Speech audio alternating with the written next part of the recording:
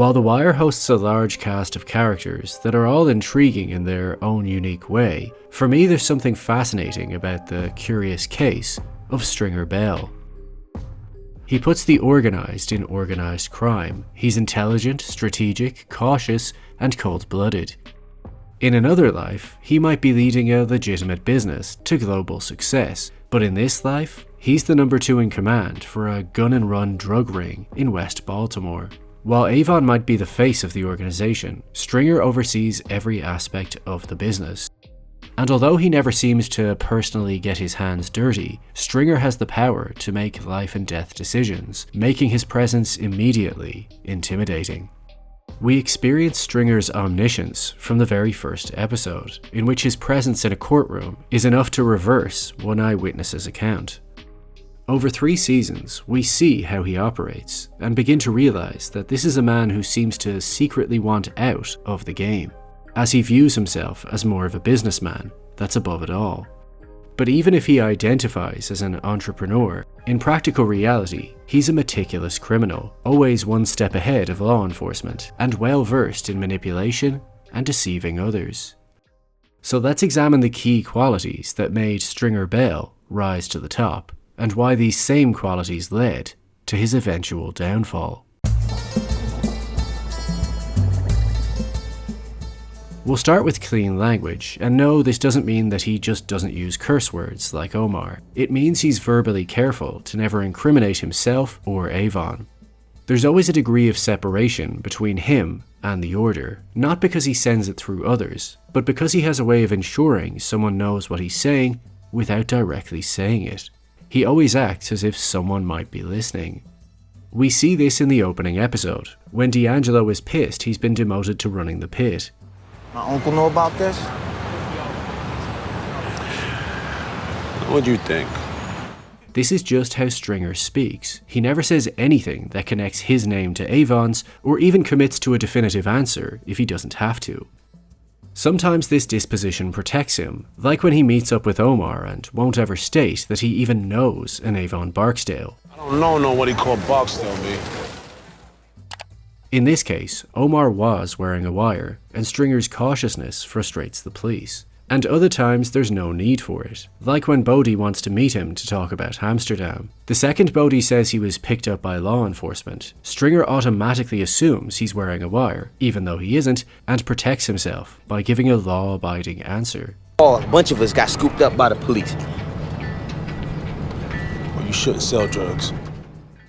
Even when he's running his print and copy store, he always turns on the copy machines before they start talking about anything illegal, just in case.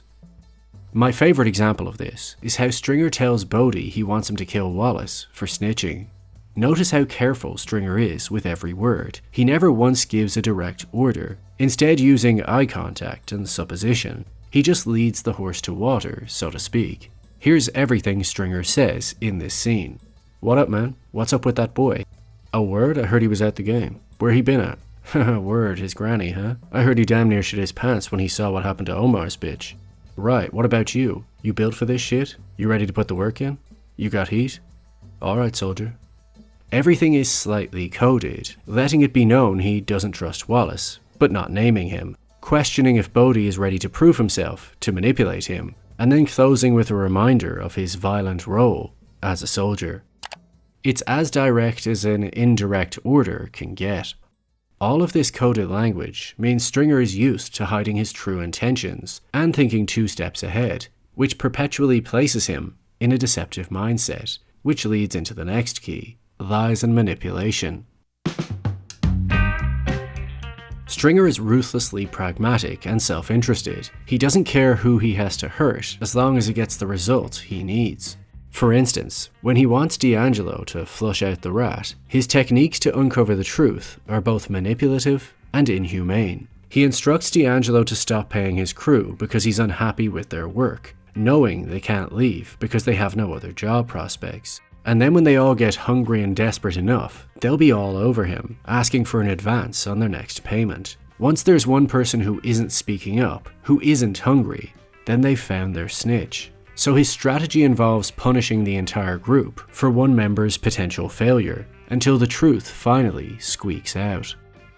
When it comes to Omar, Stringer wants to put the word out that they want a truce, as it's interrupting business. But then once things settle down, they can quietly take him out anyway. This is where we start to see that Stringer is willing to lie and create a false reality to break the rules. A pattern he expands on once Avon is behind bars, and now he's in control for the interim, a feeling he clearly prefers. He views Avon as an emotional leader with little understanding of business, so while he's in prison, Stringer mostly pays lip service to him in person, while doing whatever he wants in private. Believing that D'Angelo might snitch, he goes to the mother of D'Angelo's child, Dawnette, and orders her to visit him in prison more, so he feels like part of the family. Then he quietly starts sleeping with her on the side, which keeps him in the loop. And once she reveals that D'Angelo sees through it all, and frankly just isn't interested, he secretly hires someone to strangle him and make it look like he took his own life. He then meets up with Avon and lies about it to his face, reassuring him that there was nothing anyone could do about it. Then he lies to Brianna's face several times, claiming no one saw her son's fate coming. Displaying no symptoms of guilt or remorse, it's the audacity of his behavior that makes him seem more innocent, as immediately after lying to her face, he shamelessly asks the mother of the man he just had killed to help him out with a business deal. And he doesn't just ask, he uses the fear of the wolves being at the door to pressure her into action. This deal involves giving up territory for access to better product, something Avon would never instinctively do. He's not persuaded by Stringer, and he's not convinced by Brianna. But does that stop him? Not at all. Stringer continues without Avon's permission, deceitfully leaving him in the dark about his own business. But going behind Avon's back isn't easy. Thinking he's helping Stringer out, he sends in Brother Mouzone to act as muscle against their enemies. So now Stringer has to, yet again, pull the strings, or Mouzone will discover the truth and report back to Avon. So rather than simply own up to what he's done, Stringer lies to Omar, claiming that Mouzone was responsible for torturing his boyfriend Brandon, in the hopes Omar will kill him, thus killing two birds with one stone. Which was a great idea, until it backfires, and not only does Mouzone survive, but Omar is left questioning the validity of Stringer's claims. Each selfish act leads to more secrets, lies, and manipulation, any of which could destroy him if uncovered. But the risk is worth it to Stringer, as he's kept his record clean and is about to execute his bigger plan. Which leads into the final key. In a world of criminals, Stringer views himself as a true businessman who's revolutionizing the game by civilizing it. He's not your typical gangster. He runs his meetings using Robert's Rules of Order, a manual for parliamentary procedure, and studies macroeconomics in the local community college. In the first season, Stringer's business model doesn't consider the quality of their product, noting that it will sell if it's strong and sell double if it's weak, as any addict will still need their fix. This short-sighted view assumes there will always be demand, and as he gets more desperate in Season 2, he tries the same tactic, watering down the product even more to the point it's negatively impacting sales. He initially looks for superficial solutions, like rebranding the product, and he loves the idea of giving each tower different names so that they can trick their customers into thinking there's active competition. But they still can't compete with the East Side's product, and because he can't beat them, he joins them, against Avon's wishes. In reality, Stringer only cares about two things: self-preservation and money, not street cred or territory. Which is why as Marlowe takes over the corners, he doesn't step up and fight like a gangster. He strategically backs off, to avoid getting stuck in pointless wars that will attract the police. Like any growing corporate entity, he's now all about minimizing risk and stabilizing profits. And once he sees that all the city's leaders can make more money together than fighting as fractions, his sole focus becomes cutting bigger deals, laundering the money through his legitimate businesses, and investing in real estate. This is who Stringer thinks he was born to be, an entrepreneur, a real estate tycoon in the making. So he does what he thinks real businessmen do, and starts trying to buy his way into the construction industry through Senator Clay Davis, slipping him $250,000 under the table, dreaming about how one day large segments of this city could legitimately be his. But as much as Stringer had deceived and manipulated all those around him, he was now out of his comfort zone and about to get a taste of his own medicine. As it turns out that Clay Davis was conning him from the very start, acting as his rainmaker. When it happens to rain, he takes the credit, and when it doesn't, he asks for more money, the oldest trick in the book.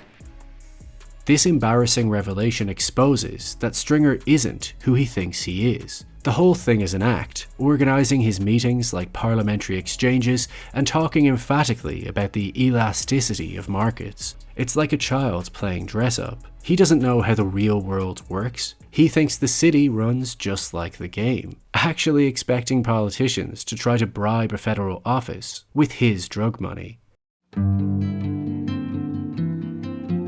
Although he thought he'd spent years just lying to others, it turns out he was always lying to himself. And having lost his street cred by giving up so much territory, and lost his leadership cred by being humiliated by Clay Davis, Avon sees him for what he is. Not hard enough for this right here. And maybe, just maybe, not smart enough for them out there. Once his dream of escaping seems crushed, he slips right back to what he once knew, wanting Slim Charles to assassinate the deceitful senator. And when that idea is shot down, he sells out his best friend to the police, hypocritically engaging in the exact crime he had others killed for, hoping that with Avon back behind bars, he can take the reins of the business and drive it toward prosperity. But it's too late. The damage is done. He may have cheated and manipulated his way to the top, but he can't outrun his sins forever. When Omar and Mouzone team up to kill the man that caused them both so much suffering, Avon is the one to give him up. It took two of them to run the organization, but once Stringer got a taste of running things his own way, slowly but surely he became more self-interested and less loyal. And despite his business strategy being much safer and even smarter, it caused him to accidentally isolate himself without the muscle to back him up. When his time finally came, all he had to offer was money. And for a man who had been so focused on profits, he kept finding out what money couldn't buy. It couldn't buy wisdom, it didn't buy loyalty, and in this case, it wouldn't buy him out of trouble. And so concluded the slimy story of Stringer Bell, smart enough to pull the strings inside the game, but dumb enough to get strung along outside of it.